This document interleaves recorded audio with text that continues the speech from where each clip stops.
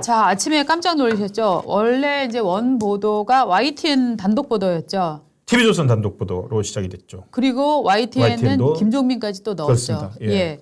윤석열 대통령이 파격적으로 전임 문재인 정부 시절 장관, 그리고 문재인 정부 시절 선거 참모, 그리고 민주당 의원 출신 이런 사람들 야권 인사들을 가지고 국무총리, 비서실장 이런 후보로 유력하게 검토하고 있다.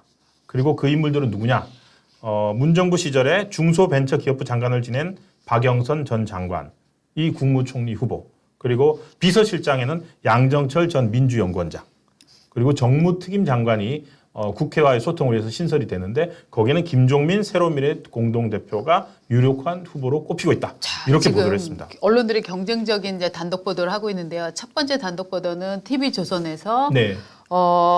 박영선 양정철을 딱 보도를 합니다. 그러고 나니까 잠시 후에는 플러스 특임 장관 김종민까지 넣어서 또 우리도 단독이야라고 하면서 저렇게 단독을 낸 겁니다. 그래서 시간대로 보면 TV조선이 가장 먼저 내고 그 다음에 YTN이 나오면서 김종민 이름을 하나 더 더해서 3명의 이제 인적 쇄신을 한다 이런 이제 얘기가 나왔는데요. 네. 일단 저는 이거 어느 정도 믿을 수 있을까요? 일단 아니 기사에 보면 예. 본인들도 긍정적으로 검토를 하고 있다고 한다라는 코멘트가 있어요. 그런 그 뉘앙스도 있어요. 예. 그래서 저 같은 경우 아침에 새벽에 네. 좀 일찍 일어나서 보도를 보자마자 네. 설마 진짜 하면서 몇 군데 돌아다니다가 예. 박영선 전 장관 같은 경우에는 네. 미국에서 지금 하버드 케네디 스쿨에서 그 방문 연구원인가 예. 그걸로 있지 않습니까? 네. 그러면서 지난 4월에 그 윤석열 대통령 미국 방문했을 때 하버드 그 연설할 때 거기도 이제 관중석에 앉아 있다가 객석에 앉아 있다가 네. 그 한국 보도 취재진의 뭐 카메라에 잡혀가지고 네네. 아 박영선 전 장관이 여기 와 있었구나라고 예. 해서 이제 그 근황이 알려지기도 했었는데 네. 바로 들어가봤어요. 근데 페이스북에 들어갔더니 네. 오 깜짝 놀랐습니다. 네. 보도하고 일치하게 어제 그러니까 오늘 아침에 제가 봤는데 페이스북에 1일 전으로 해가지고 하버드를 떠나며 이런 포스팅이 올라와 있었습니다. 예, 지금 화면에 나오고 있는 건데요. 어제 이제 저것이 올라왔을 때만 하더라도 그냥 일찍 들어오나 보다라는 느낌이었겠죠. 그런데 이제 네. 오늘 아침에 박영선 총리 하마평이 나오고 나니까 이제 갑자기 이제 다시 저걸 보게 그렇죠. 되는데 예. 이제 하버드 리포트를 마무리해야 할 시점이네요. 아직 학기는 6월 말까지이지만 저분은 띄어쓰기에 대한 상식이 없네요. 네, 6월 말 붙여서이지만 5월, 6월에 책 반도체 주권국가 관련 강의가 몇 차례 있어서 조금 일찍 귀국합니다.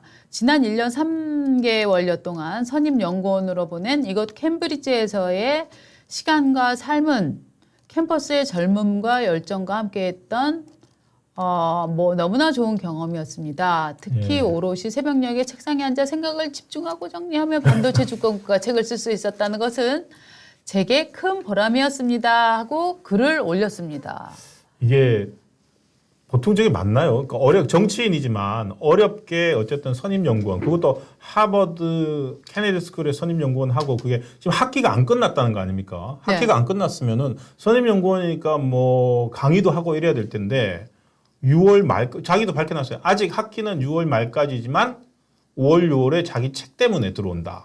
자, 저렇게 연수를 갔다가 중간에 들어온 예. 사람 여러분은 누가 떠오르십니까? 저는 송영길이라는 사람이 떠오릅니다. 송영길 전 민주당 대표는 파리로 네. 그쵸. 연수를 갔다가 네. 중간에 들어왔습니다. 왜 들어왔죠? 돈봉투 사건 때문에 들어온 거 아닙니까? 정치인들이 저렇게 연수를 다 마치지 못하고 들어오는 경우는 제가 알기로는 한 2가지 정도 있는 것 같습니다. 첫째, 사법 의혹에 연루돼서 검찰에 출석해야 될 때. 그건 아니죠, 이분은. 하나는 자기 인사 관련 문제가 인사. 생겼을 때라고 생각을 하는데요. 그래서 통상적으로 6월 말까지 저렇게 있으면 정치인들은 통상 인사 요인이 없으면 연수는 6월 말까지 하고 나서 한 달 정도 또 막 휴가나 이런 또 시간을 보내더라고요. 네. 그리고 비자 자체도 연수가 끝나는 기간으로부터 한 3개월, 여유는 2개월인가 주죠. 3개월 정도 그쵸. 여유를 줍니다. 예. 해서 그 비자 기간을 채우면서 뭐 여행도 하고 또 사람도 만나고 쉬기도 하면서 들어오는데 통상 그래서 저렇게 6월에 학기가 끝나더라도 7월, 8월에 들어오는 게 통례인데 지금 박영선 씨가 기본적으로 이렇게 당겨서 들어온다라고 하는 건 예. 매우 이례적이다라고 볼 수밖에 없습니다. 아니 그러니까 이 두 개만 아침 그 보도와 그리고 물론 대통령실은 지금 부인을 했지만 네. 아침 첫 보도하고 이 페이스북을 연결하니까 네. 순간 저는 든 생각은 진짠가? 이런 생각이 들었다니까요. 그렇죠. 그런 그래서 생각이 이게 들 수밖에 뭘까? 없죠. 왜 누구한테 무슨 언지를 받았길래 박영선 씨는 이렇게 하버드 케네디 선임 연구원을 중도에 끝나고 들어올까? 네. 그런 생각을 하게 됐고요. 네. 그러니까 여러 가지 추측을 하게 됩니다. 그리고 양정철 같은 경우에도 어떤 분들은 뜬금없다라는 생각이 드시겠지만 네. 저는 또 이게 양정철 이름을 보면서 그 지난 대선 운동, 대선 그 기간에 나왔던 경향신문, 뭐 연합뉴스 이런 데 있었던 뉴스가 또 하나 떠올랐어요.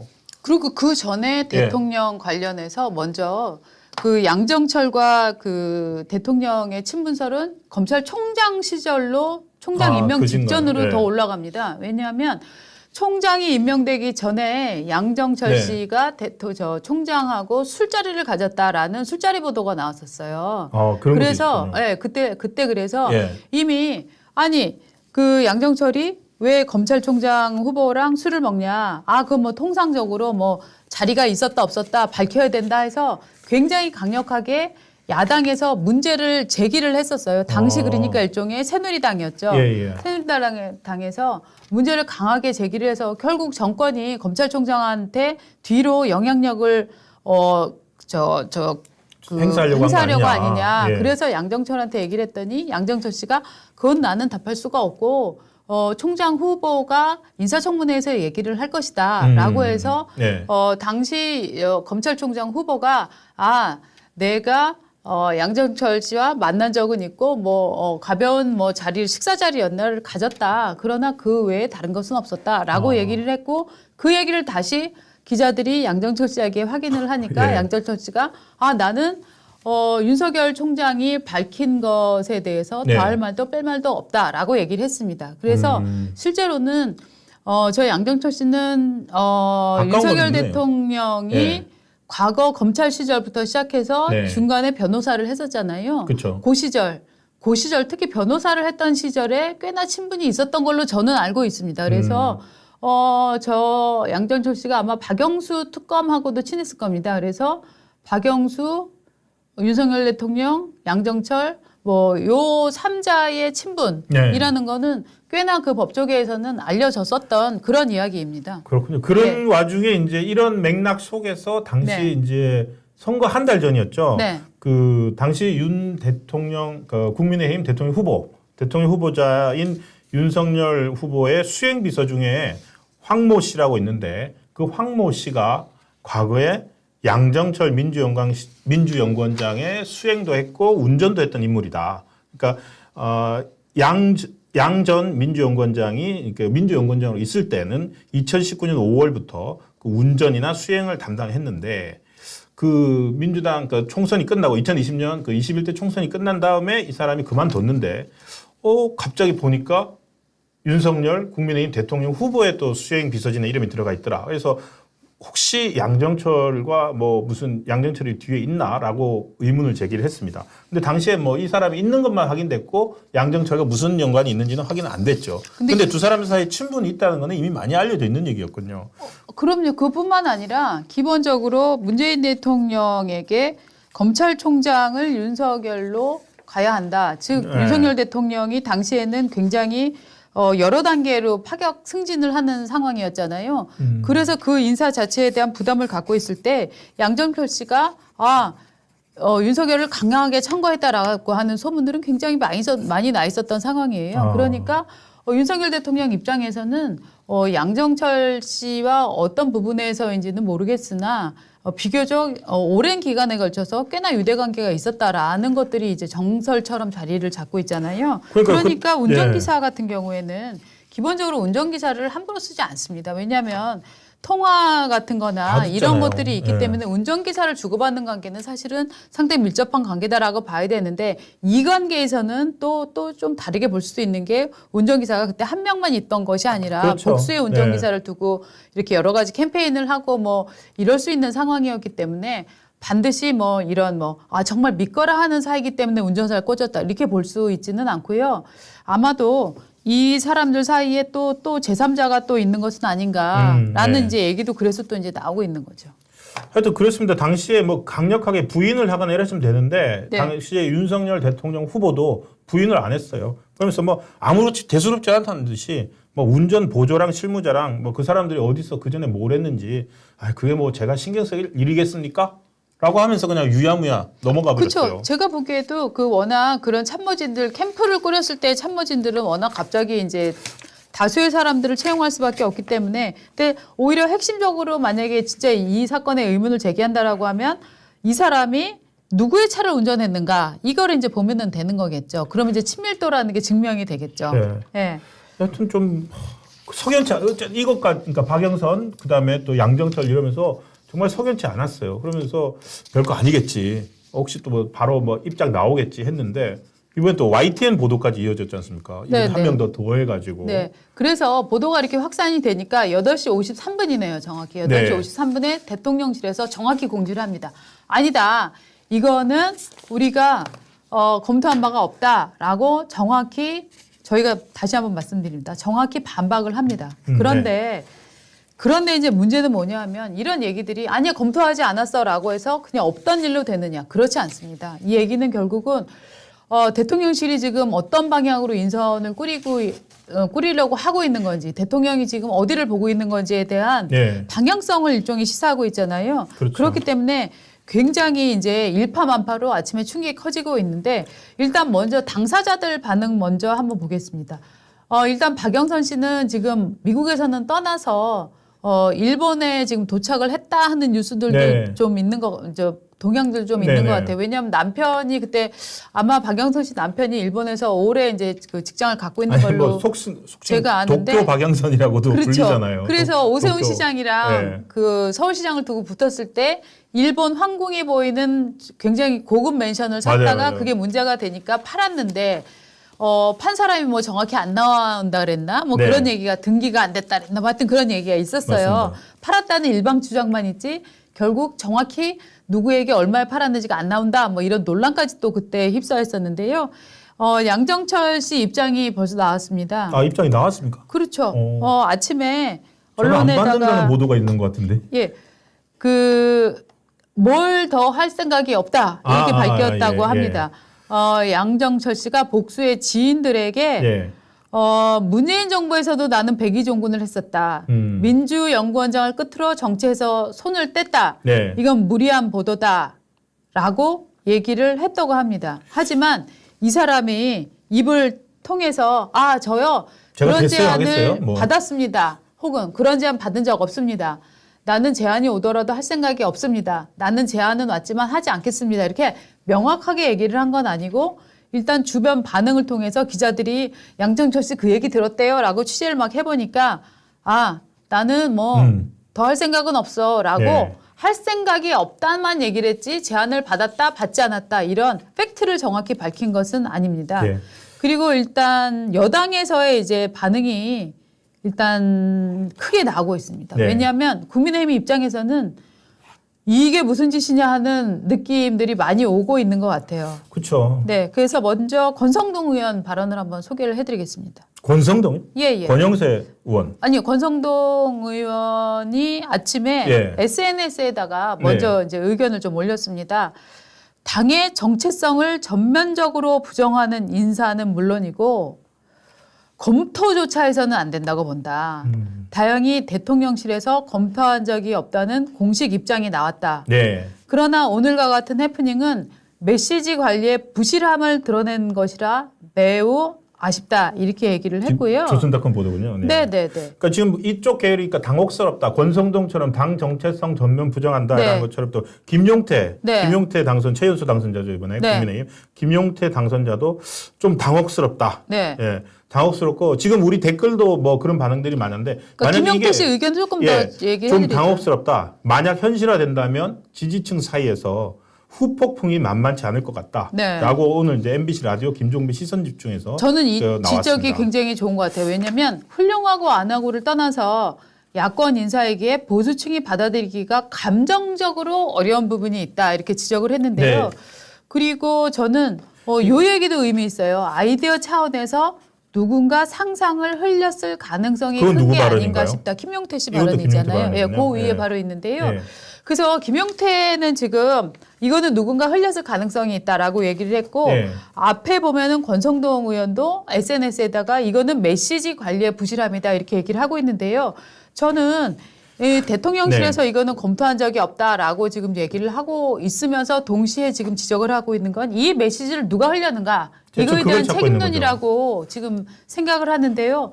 정말로 네. 대통령의 방향성에 대해서 지금 대통령은 야당의 협조를 끌어내는 것도 중요하지만 전통 그 지지층의 지지를 더 한 번 더 확고하게 받아가는 게 저는 굉장히 중요한 시점이라고 생각을 하거든요. 그렇죠. 그런데 지금 이런 시점에 이런 뉴스가 나와서 보수의 지지자들이 깜짝 놀라는 상황이다. 그럼 그런데 대통령실이 이렇게 부인을 했다면 누가 이 메시지를 지금 흘린 거냐? 누구라고 보세요? 저는 아이디어는 사실은 네. 어떻게 본다면은 아이디어 차원에서 지금 이게 대통령 그 선거 끝나고 네. 한번 보십시오. 전체 방향성이 그려집니다. 네. 왜냐하면 끝나자마자 최초 이름 나왔던 총리 후보 누구였어요? 김부겸. 네. 김부겸 국무총리를 예를 들어서 지금 이렇게 선거에서 큰 표 차이로 됐고 이게 민심을 확인한 거기 때문에 그걸 극복을 하려면 예를 들어 파격적으로 그 민주당 그 고문이었죠. 그리고 이번 공동선대위원장도 했던 네네. 김부겸 전 총리 같은 사람을 국무총리로 영입하는 것도 가능하다는 얘기 나왔습니다. 네. 나왔다가 그걸 김부겸 총리가 뭐 전 총리 불쾌하다 뭐 이렇게 하면서 이제 됐고 그 다음에 김부겸 다음에 누가 왔습니까? 그 다음에 이제 권영세 총리 그리고 또 아니면 뭐 원희룡 뭐 비서실장 두 번째 단계로 그게 또 나왔다가 그 이제 세 번째로 또 박영선 양정철 저는 오히려 내일은 누구지? 오히려 이런 생각이 들거든요. 지금 아이디어 차원에서 그 방향을 가지고서 여러 가지를 하고 있는데, 네. 그러다 보니까 솔직히 이게 과연 이게 저 동의하지는 않습니다만 김용태 의원 당선자나 권성동 의원처럼 막 이렇게 이것은 뭐 우리 정체성을 무시하는 부정하는 거다 이런 반응도 있는 반면에 안철수 의원 같은 경우에는 좀 당혹스럽습니다만 들어보시겠습니까? 네. 예, 다 좋은 분들이고. 네. 무난하다고 봅니다. 그러니까 이런 의견이 있고 그리고 또 이게 꼭 웃지 마시길. 그러니까 이 안철수 의원은 이렇게 얘기를 했고 네. 그리고 또 저희 권영세 의원 네. 한때 본인도 어제까지는 또 총리 후보로 거론이 됐었는데 네. 또 오늘 라디오 김태현 정치쇼에 나와가지고 오히려 정부 입장에서 인적 쇄신을 위해서 제한 없이 폭넓게 검토하고 있다. 이걸 보여주는 단면이다. 그 세 분을 예를 들어서 지금 박영선 총리 후보, 박영선, 양정철, 네. 김종민 네. 이렇게 세 분을 예. 한꺼번에 기용하는 것은 아닐 수도 있다. 네, 네, 그러니까 네. 권영세 의원의 뉘앙스는 또 다릅니다. 네. 그러니까 세 명이 아이디어 차원일 수 있는데 네. 한꺼번은 아니더라도 혹시 있을 수 있다. 그렇게 이렇게 국힘 내에서도 막 극렬한 정체성을 고민하는 분들이 있는 반면에 네. 지금 현재 상황을 타개하기 위한 방법으로서 네. 보고 있는 그런 분들도 있는 것 같습니다. 네. 안철수 의원의 진단도 참 다 뭐라고 해야 좋은 될까요? 분이다. 그러니까 조금만 더 좀 더 이렇게 해주면 되는데 좀 너무 무난하게 저는 아까 그 기사를 봤는데 저도 예. 그 기사를 봤는데 그 기사 밑에 달린 댓글이 진짜 재밌어요. 뭐라고 해놨는데요? 몽환적인 인식. 그러니까 이제 이런 분들은 우리 당의 정체성이 무너지는데 무슨 말 이렇게 하시는 분인 거죠. 그런 사람 분들은. 그렇죠, 그렇죠. 네. 그리고 또 한 축으로요. 네, 민주당이 또 멘붕이 온 것 같아요. 그렇대요. 이거는 예. 국민의힘만 지금 멘붕이 오는 그렇습니다. 일종의 뭐 여론 떠보기였는지 오보였는지 아니면은 정말 그 철회된 아닌지 모르겠으나 네. 이거는 지금 박지원 씨가 네. 야 이건 야당 파괴 공작이다 그러니까요. 라고 하고 나섰습니다. 예. 네. 지금 박지원도 있고 일단 장경태 최고위원 네. 오늘 나와가지고요. 네. 자기들도 당혹스러우니까 지금 거론되는 세 분도 몹시 당혹스러우실 겁니다. 네. 인사치레 연락 받았을 수는 있는데 그걸 긍정적 수용이라고 할 수 있을 거니까 당혹스러울 거다. 그리고 김태년 같은 경우에는 김태년 의원은 네. 사실이 아닐 겁니다. 한사코 네. 부인하는 거죠. 네. 아이디어 차원에서 나온 일을 한들을 네. 그건 사실이 아닐 겁니다. 네. 라고 얘기하고 있고 박지원 의원이 뭐라고 그랬냐면 박지원은 이제 당선인인가요? 네. 언론에 흘려서 간보기를 하는 윤 대통령의 야당 파괴 공작이다. 그리고 민주당 인사들이 간다고 이게 인준이 되겠느냐? 가지도 않을 거다. 나 박영선하고 그저께도 전화했고 양정철도 자주 만난다. 그런 사람들 박영선 문재인 대통령 장관이었고 그리고 민주당 최초의 여성 원내대표였고 그리고 서울시장 후보였던 그런 사람이 그렇게는 못할 거다. 그러니까 현실 부정을 하고 있어요. 이 사람들이 대통령하고 친하기는 한가 봅니다. 이 박지원 씨 워딩에 보면 이분들이 개인적으로 윤 대통령과 친한 건 사실이지만 실제 제안이 있었더라도 이분들이 응하진 않았을 것이다. 이렇게 얘기를 이제 했는데요. 제안은 있었을지라도 이런 식으로 얘기를 하네요. 네. 그래서 그런데 이제 그럼 왜 야당은 이걸 야당 파괴 공작이라고 보느냐. 네. 기본적으로 이제 박영선 씨나 양정철 씨 같은 특히 이제 박영선 씨를 보면은 김대중 시절에 정치를 시작을 했고 그다음에 정동영계로 분류가 됐었지만 나중에는 안철수 의원하고도 당을 같이 한다고 얘기를 하다가 나가지는 않고 앉아 있으면서 다시 또 저 문재인 대통령의 라인이 됐단 말이죠. 그래서 일종의 정치적으로는 꽤나 이제 일테면은 나름대로 당을 위해서 뭐 앞에 나서서 선거에도 많이 나가고 또 한편으로는 이 선거에 나가는 거를 공천을 받아야 나가는 거기 때문에 뭐 배려를 많이 받았다 이렇게도 볼 수 있는 거 아닙니까? 그랬던 사람인데 이 사람을 총리를 시킨다라고 하면 반대로 민주당에서 결사 반대, 절대로 인준을 못 시켜줘라고 할 수도 없는 상황인 거예요. 그렇죠. 근데 박지원 의원 당선자 같은 경우에는 어쨌든 인준 되겠냐라고 얘기를 했습니다. 아니 자기는. 지금 이게 이제 인준안을 두고 이제 난리가 날 거란 말이죠. 이를테면은 친명계와 비명이 싸우게 되는 갈라져 버리는 요소로서 작동을 할 거기 때문에 지금 박지원 씨는 이게 야당을 분열하기 위한 핵책이다 이렇게 지금 보고 있는 건데 저는 그 해석이 틀리지도 않다고 봅니다. 아이디어 괜찮은데요? 그렇죠. 그러니까 이를테면 야당을 분열시키는 안으로서는 박영선, 뭐 양정철 안이 그렇게 나쁘지는 않습니다. 그런데 그리고 대통령의 목표가 야당을 지금 분열시킬 만한 상황인 건가? 이건 한번 이제 다시 봐야 되는 거죠. 네. 그렇지만 어떤 힘을 지금 민주당의 힘에서 어떻게 공백이 발생하는 지점, 이 결국에는 이재명 대표와 현 대표와 그리고 지지자들은 문재인 전 대통령과 완전히 나눠져 있잖아요. 근데 지금 공교롭게도 박영선, 양정철, 김종민 세 사람은 어떻게 본다면은 현재 이재명 대표의 민주당에 속해 있는 사람들이 아니라 문재인 전 대통령의 스텝 세크리터리 비서 장관들이었고 스텝이었던 사람들이잖아요. 그런 장면에서 오히려 그 민주당 내에서 비명인 사람들, 소위 말해 솔직히 이번에 횡사 당했지 않습니까? 이번 선거에서 횡사 당한 사람들 얼마나 많습니까? 그분들에게 맞아 우리 정체성, 민주당 정체성 다시 찾으면서 할 수 있게 되돌아보는 계기로 이게 되지 않을까 싶은 생각도 몹시 갑자기 드는데요. 민주당이 나눠줄 수 있는 계기가 될 수 있을 것 같은데요. 하여튼 그다음에 이제 양정철 씨를 두고도 사실은 어떻게 보면은 박영선 총리안도 황당하지만 양정철 비서실장안이 저는 가장 황당하게 보수 시청자들을 자극하고 있다고 봅니다. 저도 사실 이 부분에 있어서 정말 깜짝 놀랐습니다. 왜냐하면 양정철이라고 하는 사람은 기본적으로 뭐 그런 얘기도 나오잖아요. 그 무슨 적폐, 문재인 정부의 적폐 드라이브 뭐 이런 거를 발동 걸었던 사람 중에 하나가 이제 뭐 양정철이다. 이런 얘기도 나오고 있는데 어떻게 보면 정말 노무현과 문재인의 강력한 아이디어 그룹으로서 존재했던 양정철 씨인데 네. 이 사람을 지금 비서실장으로 검토 뭐 10가지 안 중에 하나라고 하더라도 그걸 검토하는 것에 대한 충격은 사실은 결코 간단치는 않은 것 같아요. 네. 사실은 양정철 같은 경우는 저희 같은 언론들, 네. 그러니까 노무현 정부 시절에는 그 뭡니까 언론개혁 운동 소위 이른바 네. 하면서 뭐 보수 매체들에 대해서 보수 네. 매체들 힘을 약화시키기 위해서 네. 앞장을 섰던 인물이고, 예. 그리고 문재인 정부 들어가 가지고는 사실 그 적폐청산 네. 그리고 국정농단 수사 그거를 사실상 기획했던 인물이거든요. 네. 어떻게 본다면은 뭐 떠올리고 싶지는 않지만 어떤 네. 그 국정농단 수사를 또 했던 인물 중에 한 분이 또 윤석열 현 대통령이고, 네네. 그러니까 그 시절에 맺어진 인연인 것 같은데, 그건 다 과거의 일이거든요. 그렇죠. 과거의 일인데 현재 그때 인연이나 그때 같이 일했던 경험들을 가지고서 저분들을 끌어들인다.